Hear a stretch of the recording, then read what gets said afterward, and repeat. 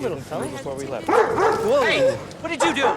Did you provoke her? What did you do? Come on. Welcome to Watch Mojo, and today we're counting down our picks for the best aughts movies that often get overlooked. Since animated movies deserve their own list, we'll only be including live-action works this time around. Call me a fox, for that is all I am to you.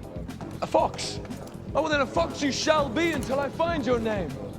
My foxy lady. Number 10, The Rundown. And I'm not taking another step until you let me pee. If you want to keep on going, you're just going to have to carry me, and I guarantee I'm going to pee on your head. You threatening me? You threatening me with pee? For fans of Dwayne "The Rock" Johnson, The Rundown still stands up more than 2 decades later. Aside from The Scorpion King, it's one of the first movies fans point to as the signal of his transition from the wrestling ring to the silver screen. In it, he gets to flaunt both his comedy chops and his wrestling moves for a new audience, what with his trademark rock-bottom finishing maneuver in the opening sequence. Even though the film only earned $80 million at the worldwide box office against its $85 million budget, it would mark the beginning of things to come for the man who would become one of the biggest stars in Hollywood, both physically and financially. Get out of here, monkey!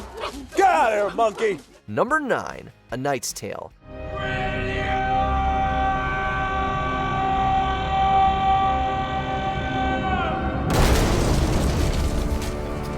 This inventive and fun film marks one of the early standout performances of the late, great Heath Ledger.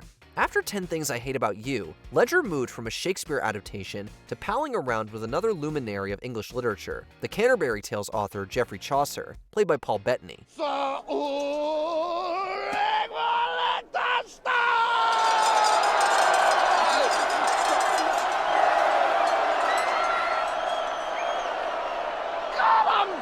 Ledger showed his talent in handling romance, comedy, action, and musical numbers.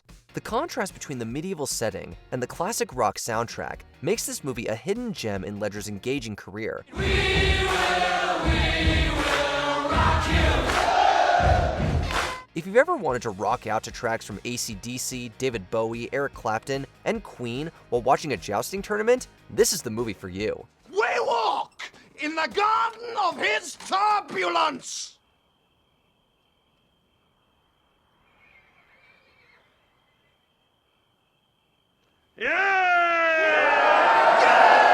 Number 8, Stranger Than Fiction. Harold just thought it was a Wednesday. I'm sorry, did you hear that? The voice, did you hear it? Harold just thought it was a Wednesday. It is Wednesday. What if you weren't real? What if you only existed as the lead character in someone else's story? That's where IRS agent Harold Crick, played by Will Ferrell, finds himself in this surreal comedy. As the story unfolds, Ferrell's character hears an unseen narrator, played by Emma Thompson, relating the events of his boring, humdrum day. What? Hey! Hello? What? Why? Why my death? Hello? Thompson plays an author who's made a career out of killing off her main characters, with Ferrell's character next on her hit list. But I think it'll actually kill me, so I need to talk to her and ask her to stop. The film also marks a departure from Ferrell's usual over-the-top performances, as he actually lends a grounded presence to the otherwise rather outlandish premise. USA Today critic Corey Woodruff called Ferrell's performance heartfelt and one of his best roles. Oh. Huh? No. It's ridiculous. Agreed. But let's start at ridiculous and move backwards. Number 7, Lars and the Real Girl. And you thought you had relationship issues.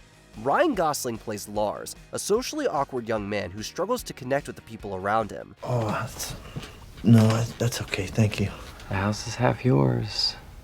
Yeah, I know, but I'm fine, thanks. Lars finds his answer in a doll from an adult shop, which he names Bianca. He introduces the doll to his circles as his girlfriend, who all play along, treating the doll like she's a human being in an effort to help Lars. I'm not sure we're the same type, Lars. Well, that's okay, Karen, because Bianca doesn't really care about superficial things like that, so it's okay. This low-budget film was a box office bomb, having not even made back its $12 million budget. However, it still pulls at the heartstrings and highlights why Ryan Gosling is the A-list star he is today. What? Bianca's very sick. Number 6, I'm Not There. Are you saying you're not sincere? No more than you.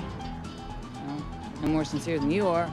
The life of music icon Bob Dylan is so multifaceted that capturing its many dimensions in a single performance might seem like an impossible task.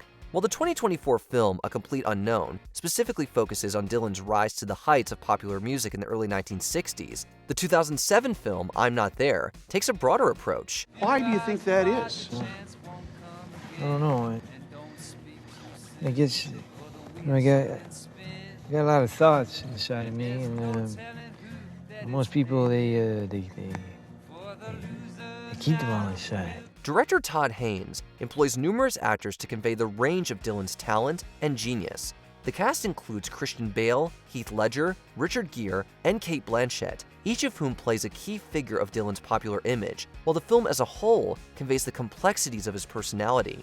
If you want a break from formulaic musical biopics, I'm Not There is what you're looking for. What we're saying is that you and your boys can go do as you please, just so long as you stay clear of Riddle County.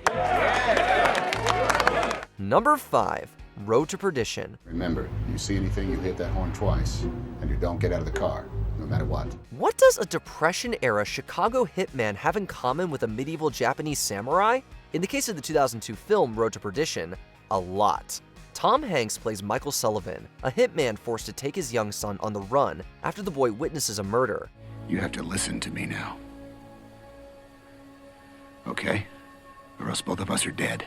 Hanks sheds his good guy persona for this film, adopting instead to take on the part of a mob enforcer. Max Allan Collins, who wrote the graphic novel the movie is based on and also helped write the screenplay, attributes the Japanese manga series Lone Wolf and Cub as a major inspiration for the story. The cast is also a murderer's row of acting talent, including Paul Newman, Jude Law, Daniel Craig, and Stanley Tucci. Look out there. Number 4. The Assassination of Jesse James by the coward Robert Ford. Go on, Bob. Yeah, come on, Bob. Tell us a story. Nope. Nope. The old saying goes, never meet your heroes. In the case of Robert Ford, played by Casey Affleck, that advice gets thrown out the window. The movie sees him idolizing infamous outlaw Jesse James, played by Brad Pitt. His nephew had $5,000 on him. It just so happens he winds up killed, and someone swipes that money. And when George is in prison, someone whispers to him, "It was Jesse James slit the boy's throat." Idolization eventually turns to resentment as Jesse fails to live up to the image the younger outlaw holds for him. The ambitious project did terribly at the box office, likely contributing to its forgettability. However, Affleck's performance earned him an Oscar nomination for Best Supporting Actor, while the film's imagery of the Wild West earned a nom for Best Cinematography. But I knew I had not fooled him. And he knew as well as I in that moment that I intended to bring him to justice. Number 3. Drag Me to Hell.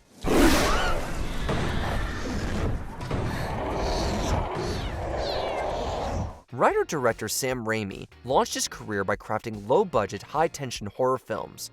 His first professional feature, The Evil Dead, quickly became a cult classic. After his success with the original Spider-Man trilogy, he returned to his roots with Drag Me to Hell. The story follows a young bank employee, played by Alison Lohman, who tries to earn a promotion by foreclosing on an elderly woman's house. When the woman puts a curse on her, she has 3 days to pass it on, or she'll be dragged to, well, you read the title. Mrs. Ganesh.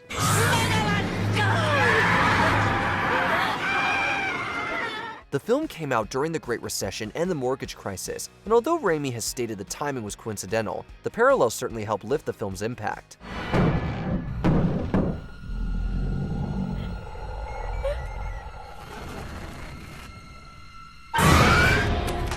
Number 2. The Life Aquatic with Steve Zissou. Tell them if they don't get off my boat right now, there's going to be a major shitstorm. Makinig kayo.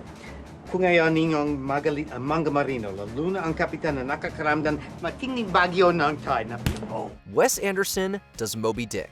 This simple yet surreal sentence could sum up the plot of 2004's The Life Aquatic. The film features an obsessive oceanographer, played by Bill Murray, who goes on a search for the shark that killed his partner. Anderson said that he wrote the role with Murray in mind, which explains why the actor feels so perfectly cast as the expedition's lunatic leader. Much like Captain Ahab, Murray Zissou is on a desperate mission and gathers a motley crew for his epic hunt. Yeah, let's make a quick dive at 6 a.m. and we'll scope out the phantom signal. It's probably just one of Hennessy's research turtles. Yes. But I want to be back on the road by lunch. Unlike the legendary literary figure, Zissou also employs a full camera crew and an editing suite on his submarine to record their adventure for his latest documentary. The cast features frequent Anderson collaborators, Angelica Houston, Willem Dafoe, and Owen Wilson. No, Captain. That's Cedric. He's a friend. Merci, Cedric. Remind me, we'll send him a red cap and a Speedo. Before we continue, be sure to subscribe to our channel and ring the bell to get notified about our latest videos. You have the option to be notified for occasional videos or all of them. If you're on your phone, make sure you go into your settings and switch on notifications. Number 1.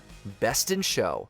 Look at me. Don't look at anybody else. Don't look at the fat-ass losers or freaks. You look at me! What do you get when the creative minds behind This Is Spinal Tap and Schitt's Creek team up? How about one of the funniest movies of all time? People say, oh, but he's so much older than you. And you know what? I'm the one having to push him away. Yeah, we both have so much in common. Writer-director Christopher Guest and co-writer Eugene Levy also star in this scathing mockumentary about the high-stakes world of competitive dog shows. The judge is going to look at him and say, Hey, hey, hey. And sometimes I think he's going to talk to the judge and say, Hey, Judge. Hey, Judge, look at me. The cast features comedy all-stars Jennifer Coolidge, Catherine O'Hara, Fred Willard, and Will Sasso. Meanwhile, the film received rave reviews from both ticket buyers and critics, with a 93% rating on Rotten Tomatoes. A 2022 article in Rolling Stone called Best in Show the greatest comedy of the 21st century. And still, we rarely see it get the credit it deserves. This does not look good. No, he went after her like she's made out of ham. Do you have a forgotten favorite film of the 2000s? Leave your suggestions in the comments. Give me that camera. I'm gonna smash it over your head. Did you enjoy this video? Check out these other clips from WatchMojo. And be sure to subscribe and ring the bell to be notified about our latest videos.